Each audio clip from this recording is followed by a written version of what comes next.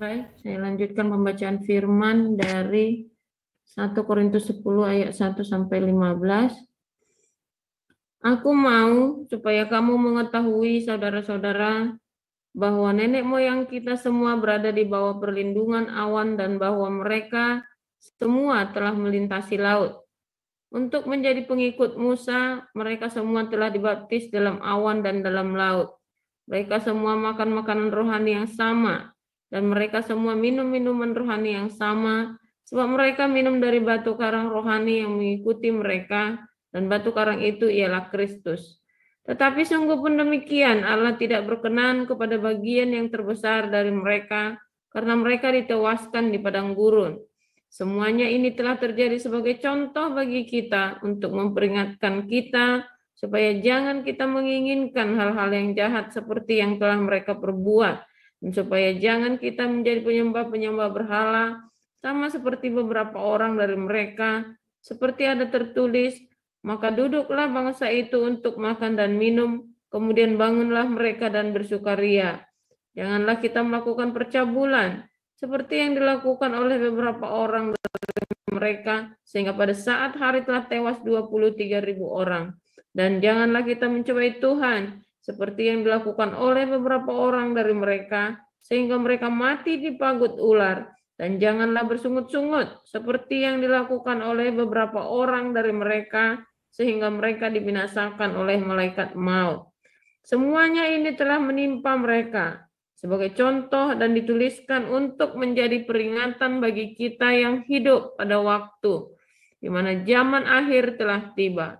Sebab itu, siapa yang menyangka bahwa ia teguh berdiri, hati-hatilah supaya ia jangan jatuh. Pencobaan-pencobaan yang kamu alami ialah pencobaan-pencobaan biasa yang tidak melebihi kekuatan manusia. Sebab Allah setia, dan karena itu ia tidak akan membiarkan kamu dicobai melampaui kekuatanmu. Pada waktu kamu dicobai, ia akan memberikan kepadamu jalan keluar sehingga kamu dapat menanggungnya. Karena itu, saudara-saudaraku yang kekasih, jauhilah penyembahan berhala. Aku berbicara kepadamu sebagai orang-orang yang bijaksana. Pertimbangkanlah sendiri apa yang aku katakan. Saya lanjutkan pembacaan firman Tuhan. Bukankah cawan pengucapan syukur yang atasnya kita ucapkan syukur adalah persekutuan dengan darah Kristus? Bukankah roti yang kita pecah-pecahkan adalah persekutuan dengan tubuh Kristus? Karena roti adalah satu, maka kita sekalipun banyak adalah satu tubuh, karena kita semua mendapat bagian dalam roti yang satu itu. Perhatikanlah bangsa Israel menurut daging. Bukankah mereka yang makan apa yang dipersembahkan mendapat bagian dalam pelayanan mezbah? Apakah yang kumaksud dengan perkataan itu, bahwa persembahan berhala adalah sesuatu, atau bahwa berhala adalah sesuatu? Bukan. Apa yang kumaksud ialah bahwa persembahan mereka adalah persembahan kepada roh-roh jahat, bukan kepada Allah. Dan aku tidak mau bahwa kamu bersekutu dengan roh-roh jahat. Kamu tidak dapat minum dari cawan Tuhan dan juga dari cawan roh-roh jahat. Kamu tidak dapat membagi bagian. Kamu tidak dapat mendapat bagian dalam perjamuan Tuhan dan juga dalam perjamuan roh-roh jahat. Atau maukah kita membangkitkan cemburu Tuhan? Apakah kita lebih kuat daripada Dia? Segala sesuatu diperbolehkan, benar, tetapi bukan segala sesuatu berguna. Segala sesuatu diperbolehkan, benar, tetapi bukan segala sesuatu membangun. Jangan seorang pun yang mencari keuntungannya sendiri, tetapi hendaklah tiap-tiap orang mencari keuntungan orang lain. Kamu boleh makan segala sesuatu yang dijual di pasar daging, tanpa mengadakan pemeriksaan karena keberatan hati nurani. Karena bumi serta segala isinya adalah milik Tuhan.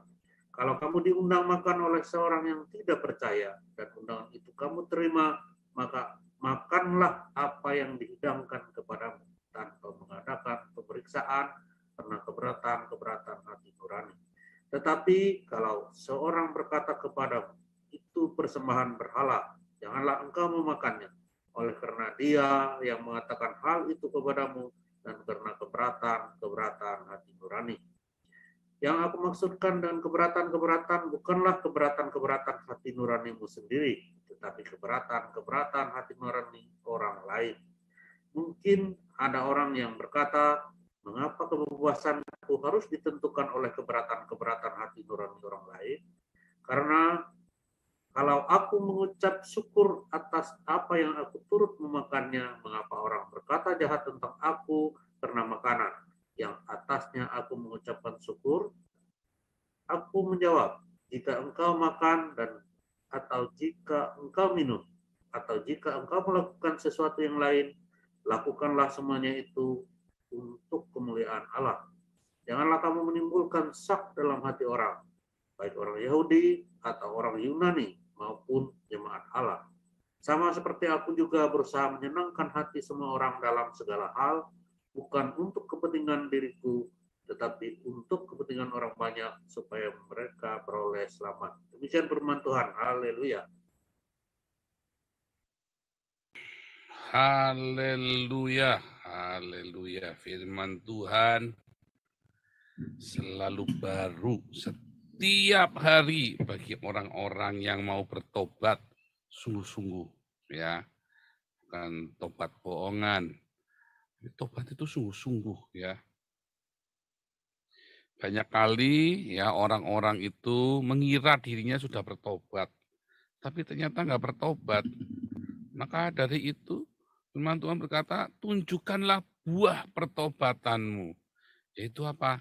Itu buah roh, karakter dan jiwa-jiwa. Ya, nah, nanti firman Tuhan selalu ada yang baru. Makanya nggak heran rajin ke gereja, rajin baca firman. Wah, kalau sudah bahasa roh rasanya sudah paling jago sendiri, ya kan? Kalau orang sini bilang, wah ini sudah C2 ini bahasa rohnya ini, levelnya udah C2. Aduh, ya tapi itu tadi ternyata palsu semua. Makanya ketika ada pencobaan terus melempem semua, melekese semua. Wah saya berbahasa roh ya, tapi kalah terus dalam pencobaan.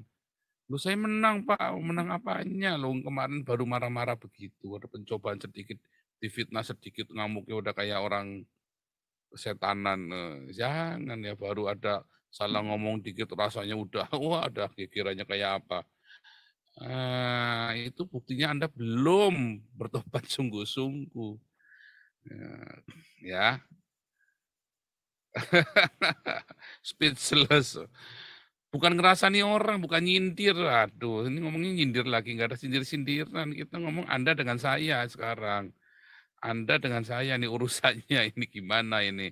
Orang baru diomongin sedikit udah tersinggungnya, udah ya kan. Udah kayak mau kiamat aja, udah kayak mau nelen kepalanya orang. Baru difitnah dikit salah ngomong. Ya nggak usah, diklarifikasi saja. Kalau sudah diklarifikasi dia tidak mau dengar ya sudah, bodoh amat, urusan dia dengan Tuhan, urusan kita dengan Tuhan. Kan begitu kan? Nah, hari ini kita belajar Yosia ya, masih Raja Yosia yang kedua. Kita ingat kemarin Raja Yosia itulah yang menemukan setelah Torah itu hilang selama puluhan tahun ya, bahkan lebih dari 1 abad Torah itu hilang. Nah, Yosia itu ya dengan para imamnya itu yang menemukannya kembali dan kemudian menegakkan kembali. Wah, serem ya. Makanya orang-orang Yahudi ini ya sudah diberi privilege. Ya, tapi Anda coba bayangkan ya, bagaimana selama 1000 dari zaman Musa itu ya sampai dengan zamannya Raja Yosia, kurang lebih itu hampir 1000 tahun ya. Gimana cara menjaganya coba? Hampir 700 tahun lebih begitu. Dari zaman Musa sampai zamannya Raja Yosia, 700 tahun itu. 700 tahun loh. Ya. Kita baru merdeka 70 tahun aja sudah lupa, ya kan? Sudah lupa kalau kita dibangun bukan dari jeritan Allahu Akbar. Indonesia merdeka bukan karena Allahu Akbar, tapi semua udah pada lupa. Ya, Indonesia itu bisa merdeka karena ada meeting di rumahnya orang Cina, orang Tionghoa itu, ya kan? Baik yang Sumpah Pemuda maupun persiapan kemerdekaan Indonesia. Bukan karena Allahu Akbar. Nah itu baru 70 tahun aja udah lupa, ini 700 tahun. 700 tahun. Wah, maka orang-orang ini penyembah Asitoret, oh negara Israel ini berdiri karena Asitoret ini. Lalu penyembahnya dewa Baal, wah karena Baal. Lalu penyembahnya dewa Molok, oh ini karena Molok ini. Israel berdiri, makanya kita selama ratusan tahun sudah motong nyembelih anak. Coba buktinya Abraham nyembelih anaknya kan buat Molok. Nah, wah itu ya kan, padahal Abraham kan belum sampai nyembelih anaknya, tetapi kan terjadi fitnahan-fitnahan, pembalikan sejarah, persis kayak di Indonesia. Anda bayangin ya 70 tahun saja sejarah bisa dibolak-balik begitu ya. 70 tahun loh. Ya. Sejarah bisa dibolak-balik, apalagi yang sudah 700 tahun dengan kuatnya penyembahan-penyembahan kepada berhala ini. Ya kan? Raja-raja nggak ada yang berani menyingkirkan bukit-bukit pengorbanan itu, kompromi semua. Raja Yosi yang pertama kali ya, disembelih semua itu imam-imam Baal, ya ini semua disingkirkan semua bukit-bukit pengorbanan itu. Saatnya Raja Yosia berkuasa itu terjadi pertobatan yang luar biasa. Itu seluruh orang-orang Israel bertobat, seluruh orang Yahudi, orang Yehuda ini bertobat. Kalau orang Israel memang udah bablas ya, di zamannya Raja Asyur yang pertama kemarin sudah bablas, zamannya Asyur Banipal itu udah bablas. Nah ini sekarang zamannya Raja Yehuda ini, ya zamannya Yosia. Orang Israel udah hilang, udah dibuang, ya. Sekarang zamannya Raja Yosia ini terjadi pertobatan, ya. Tetapi kalau Anda lihat pertobatan itu tidak menggoyahkan hati Tuhan. Tetap kerajaan itu hancur. Ya. 200 tahun setelah Israel itu hilang dari peredaran, dari peradaban dunia, Israel Samaria dibuang dan hilang sampai sekarang. Sampai sekarang 10 suku Israel itu nggak jelas nasibnya bagaimana. Sekarang tinggal 3 suku, ada 13 ya, karena Yusuf kan ada 2, Efraim dan Manasye, makanya jadi 13 ya, yang saya masukkan begitu. Nah ya, suku Yahudi orang Yahudi yang sekarang ini adalah suku Yehuda, suku Benyamin, dan orang Lewi yang sekarang ini ada ya. Jadi kalau udah bilang ini Manasye apa segala macam, saya nggak percaya ya. Oh, ini dari orang Naftali, ini orang Efraim, aduh Anda jangan percaya deh. Ya, ini orang nggak jelas semua. Sampai sekarang orang Israelnya saja lagi bingung. Ya nanti kalau Anda ke Israel, nanti Anda tanya saja deh ya. Sampai sekarang mereka aja lagi bingung. Karena yang pasti, yang tersisa sekarang, Yehuda, Benyamin, dan Lewi. Ya. Nah yang lain-lain itu sih hanya terdengar kabar sayup-sayup nggak jelas. Nah saudara, itu kan juga kita alamin toh.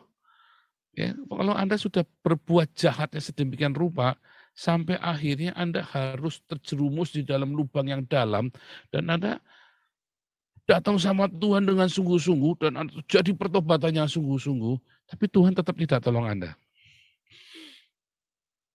Benar nggak? Ngalamin nggak begitu? Tuhan tetap tidak tolong Anda. Wah, saya ngalamin. Ya, saya pikir kalau saya sudah bertobat sungguh-sungguh, ketemu Tuhan Yesus sungguh-sungguh, Tuhan akan tolong saya. Enggak, enak aja loh. Enggak selalu begitu cara Tuhan. Jangan ngatur-ngatur Tuhan.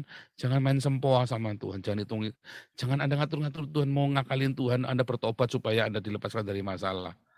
Jangan. Anda bertobat ya karena bertobat. Kalau Anda nggak bertobat, tambah ruwet pokoknya masalahnya. Pokoknya bertobat ya bertobat. Yang sungguh-sungguh. Jangan hitung-hitungan kalau sama Tuhan.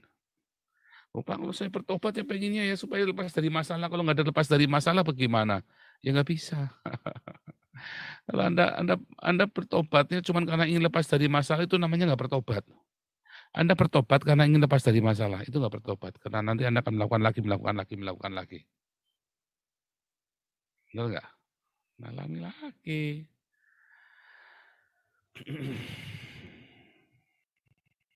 Atau Anda akan terjebak di dalam ilusi-ilusi agamawi. Ya. Ini kita mau belajar next level ya, siap-siap ya. Wah, 10 menit ya, next level. 10 menit nih ya. Saya kasih tahu Anda. Tidak semua pertobatanmu itu ya akan menghasilkan terobosan, jalan keluar yang Anda harapkan yang terjadi. Ya. Karena cara Tuhan untuk memuliakan hidupmu itu dalam pertobatan itu bukan caramu. Beda. Kau tetap harus tuai apa yang kau tabur di dalam pertobatanmu itu, ya, dengan hancur harga dirimu. Wah, sampai disalib, hancur harga dirimu, bahkan mungkin kau merasa, aku enggak seharusnya dapat perlakuan seperti ini. Tapi itu akan Anda alami. Wah, kalau gitu jangan bertobat, Pak, mendingan tak lawan, pakai dukun-dukun. Nah, itu tadi Paulus sudah ngomongin, jangan ada penyembahan berhala lagi. Karena pencobaan yang kamu lewati ini pencobaan biasa sebenarnya. Jangan kejar-kejar, nggak usah. Biasa saja, cool. Ya, pencobaan-pencobaan yang Anda alami, mau seberat apapun sakitmu, mau seberapa besar pun hutangmu, mau seberapa pun dalamnya jurang masalahmu, pernikahanmu yang udah ada karu-karuan, kamu tenang saja. Tuhan punya cara. Dia selalu punya cara untuk melakukan perubahan. Bukan dengan caramu. Nikmati, jalani. Ya, jalani. Jangan, Anda coba nih, kalau bertobat itu jangan mikir, jangan mengatur Tuhan, pasrah saja. Masuk lembah kekelaman, lewati. Jangan berpikir kalau Anda bertobat, nanti Tuhan akan bawa Anda ke padang rumput hijau langsung hari itu juga. Oh enggak, masuk lembah kekelaman. Jangan takut, lewati lembah kekelaman itu. Karena ada Tuhan di sana bersama denganmu. Dia akan pegang tangan kananmu dengan tangan kanan yang membawa kemenangan. Lewati dulu, nggak apa-apa.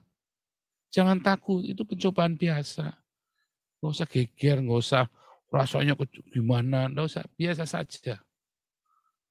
Next level ya, Anda harus paham ini. Kalau Anda nggak mau memahami ini, Anda akan terjebak di dalam ritual-ritual agamawi, Anda ingin yang instan, keluar dari masalahmu. Tapi saya kasih tahu Anda ya, ketika Adam keluar dari Eden, Adam dan Hawa keluar dari Eden, maka ia bisa punya anak loh. Sebelumnya di Eden, mereka nggak punya anak, happy hidupnya. Ada masalah? Nggak ada masalah, no problem. Masalah mereka adalah mereka tidak tahu bagaimana caranya punya anak. Mereka disuruh beranak cucu, tetapi mereka tidak tahu caranya. Padahal mereka sebenarnya sudah ada yang ada mereka. Ya kan? Mereka bisa berkembang biak, bisa bereproduksi, tetapi mereka tidak tahu caranya. Lawang mereka telanjang aja, mereka nggak tahu kalau mereka telanjang kok. Maka setelah Adam dan Hawa keluar dari Eden menuju ke tanah yang terkutuk itu, wah, mereka bisa beranak dan mereka bisa merasakan nikmatnya. Ya, hubungan seks itu. Anugerah juga kan? Dan mereka menghasilkan keturunan yang begitu banyak, beranak cucu sedemikian banyaknya. Sehingga lahirlah Yesus turun ke dunia ini. Tetapi kalau Adam dan Hawa tetap di Eden, bisa nggak beranak? Nggak bisa. Ya kan? Kalau orang-orang Yahudi ini tidak pergi ke Babel, apakah Torah ini akan diberitakan sampai ke seluruh dunia? Tidak. Karena orang Yahudi sangat eksklusif sekali, mereka kumpul-kumpul di dalam. Tetapi di Babel itu Torah itu dimasyhurkan ke seluruh dunia, baik oleh Raja Nebukadnezar, kemudian oleh Raja Kores, kemudian oleh Darius, kemudian oleh Xerxes. Perdana Menterinya Daniel, Sadrah, Mesa, Abednego, Esra, Nehemia, Mordekai. Luar biasa. Kalau mereka tidak masuk ke dalam pembuangan ke Babel, Tuhan jangan dibuang ke Babel, Tuhan tolong, Tuhan jangan dihancurkan bait sucinya. Itu maunya kita. Tetapi ya Tuhan izinkan segala sesuatu terjadi. Ya, dan Tuhan bisa rubah semua yang tidak baik itu menjadi kebaikan. Tuhan bikin sebuah momentum di dalam kehancuranmu. Asal kita mau bertobat. Kemudian Raja Yosia ini bertobat dan Tuhan ingat. Memang akhirnya Israel, orang-orang kerajaan Yehuda ini tetap hancur. Dan akhirnya mereka dibuang ke Babel. Ya. Tetapi di Babel selama 70 tahun, kemudian nama Yehova dimasyhurkan ke seluruh dunia, di mana orang-orang Israel sendiri dari zaman Salomo pun tidak sanggup melakukannya dengan efektif sama seperti di zaman Babel. Torah itu kemudian menjadi hukum positif bagi seluruh dunia, menjadi hukum yang universal. Ya kan? Kalau kamu tidak apapun yang ingin kamu lakukan, orang lain lakukan kepadamu, kamu lakukan kepada orang lain juga. Itu hukum universal yang dari dalam Torah. Dan itu menjadi hukum bagi seluruh dunia. Mempermudah, menjadi hukum kasih itu menjadi lebih mudah dimengerti. Ya. Jadi kalau Anda sudah bertobat dengan sungguh-sungguh dan Anda harus tetap masuk dalam lembaga kekelaman, jangan takut, tandai saja. Tandai saja, jangan takut. Dan tetap bertobat. Nanti Anda akan melihat bagaimana pertobatanmu itu nanti akan menghasilkan buah pada waktunya. Pak sakit Pak, enggak apa-apa. Pencobaan itu pencobaan biasa. Tidak akan melampaui kekuatanmu. Loh ini mati, lo kan mati masuk surga, udah bertobat, gimana sih? Nah itu loh paradigma, saya maunya sembuh ya jangan. Namanya ngatur Tuhan lagi. Katanya pengen ketemu Tuhan Yesus. Ya, Tuhanku rindu. Oh, katanya Tuhanku rindu. Sekarang mau mati malah Anda kejar-kejar, takut-takut, kejar-kejar. Ya jangan. Nah itu paradigma. Ruwet kan? Ruwet karena Anda berhalusinasi. Karena Anda berfantasi tentang Tuhan. Ingat ya, pencobaan yang kita alami itu pencobaan biasa. Pak, kalau gitu tidak percaya mujizat. Oh, saya sangat percaya. Justru ketika saya serahkan semuanya, masuk dalam lembah kekelaman, hari ini saya dan keluarga saya dari Eropa, kita alami mujizat yang luar biasa dari Tuhan. Iya kan? Isi saya tertawa lebar dengan masa depannya. Amsal 31, ya. Tertawa untuk menatap masa depan. Tadinya kita tertawa, tertawa penuh dengan getir, derita. Karena kita tertawanya lebar menatap masa depan. Banyak hal-hal yang kita tidak ngerti, kita lewati saja. Nikmati saja, jalani saja bersama dengan Tuhan. Itu next level. Kalau Anda mengerti tentang ini, ya justru lembah kekelaman itu akan membuat Anda tiba ya di padang rumput hijau air yang tenang. Begitu, jangan takut. Anda nggak ngerti. Hidup manusia itu begitu complicated, begitu unik. Dan tidak dapat diprediksi. Tetapi ketika Anda bertobat sungguh-sungguh, nikmati. Masuk ke lembah kekelaman, ku tidak takut, sebab kau besertaku. Jangan takut. Ya, Yesus memegangku dengan tangan kanan. Yang penting sangkal diri, pikul salib, rendah hati, mengasihi, mengampuni, tetap berdiakonia, bermarturia, konsisten. Baca firman tiap hari. Pegang itu. Nanti tiba-tiba jalan hidupmu berubah semuanya. Ya, lihat aku membuat sungai di padang gurun. Kata Tuhan kan. Yang lama jangan kau ingat-ingat lagi. Yang baru sudah datang. Babak hidupmu yang baru. Ya, bertobat dengan sungguh-sungguh. Jangan hitungan kalau bertobat. Ya, siapapun Anda kapanpun, ya dengar ini atau Anda mengingat khotbah ini ketika Anda sedang dalam lembah kekelaman. Lekat erat-erat sama Tuhan. Jangan lepaskan. Sebab Tuhan membuat sungai di padang gurun. Yang lama jangan kau ingat-ingat lagi. Lihat aku membuat semuanya menjadi baru. Ya, jalan hidupmu baru. Perubahan-perubahan yang baru. Baru semuanya. Jangan di-framing dengan masa lalu. Mau gagal, mau sukses, jangan mau di-framing dengan lingkunganmu. Jangan mau, wah orangnya harusnya begini, wah om saya itu ya, adiknya mami itu paling suka memframing saya ya. Wah nggak mempan. Mau framing saya, oh kamu harusnya begini, wah nggak mempan, nggak bisa. Jangan mau di-framing orang lain. Biar firman Tuhan yang memframing hidupmu. Biar Tuhan Yesus yang membingkai hidupmu. Yang menetapkan jalanmu, yang menentukan langkahmu. Ya, setiap langkahku. Itu ya. Jadi Anda jangan langkah-langkah itu di framing orang lain.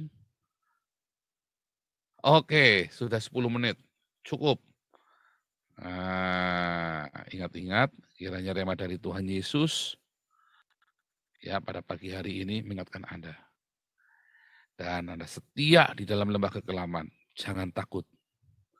Dan Dia buat semuanya baru. Tuhan Yesus memberkati. Haleluya.